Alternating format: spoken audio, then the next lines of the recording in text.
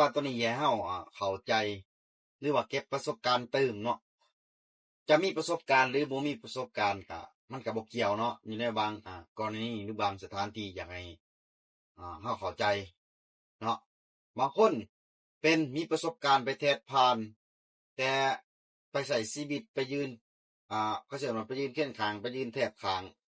อาจเฮาอาจจะเป็นแล้วแต่เฮาอาจจะบ่ฟังควบเฮาเป็นมีประสบการณ์แล้วเฮาอาจจะบ่ฟังเขาเว้าฟังเขาแนะนำเฮ็ดไปตามสไตล์ของเฮาเขาเอิ้นว่าอันนี้ถ้าเฮาเป็นแล้วบ่ฟังอิหยังเฮ็ดไปตามสไตล์ของเฮาถ้าเฮาบ่ฟังเขาในช่วงเวลาที่เฮาแทบนี่เขา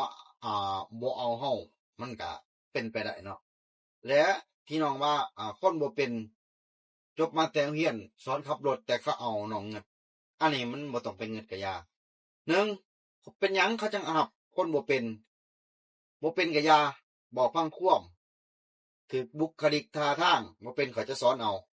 เจ้าเป็นก็ยาเจ้าบ่ฟังความจะเฮ็ดตามสไตล์ของเจ้าในเวลาแท้อันนี้คือข่อยบ่เอาอันนี้เว้าตามความเป็นจริงเนาะอยากให้เบิ่งในช่วงของการทดลองงานของเฮานี่เฮ็ดจังไดก็อย่าอ้ายก็ไปมาหลายบ่อนเนาะเฮ็ดจังไดก็อย่าไปเว้าโก้บ่ได้อย่าไป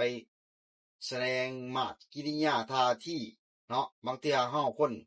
เห็นกันใหม่ๆมันอาจจะบ่ถูกสายตาก็เป็นได้เนาะอันนี้ถือว่าขออนุญาตใส่คำบอกหรือว่าวาจาบ่สุภาพเนาะก็มันก็จะเป็นประมาณนี้แหละเนาะส่วนตัวที่คิดถ้าทุกคนคิดแบบใดก็สามารถคอมเมนต์แสดงความคิดเห็นมานำกันได้มันจะบ่าสิ่งที่เว้ามากับสิ่งที่น้องเพิ่นคอมเมนต์มาปรึกษากันนี่มันควรจะเป็น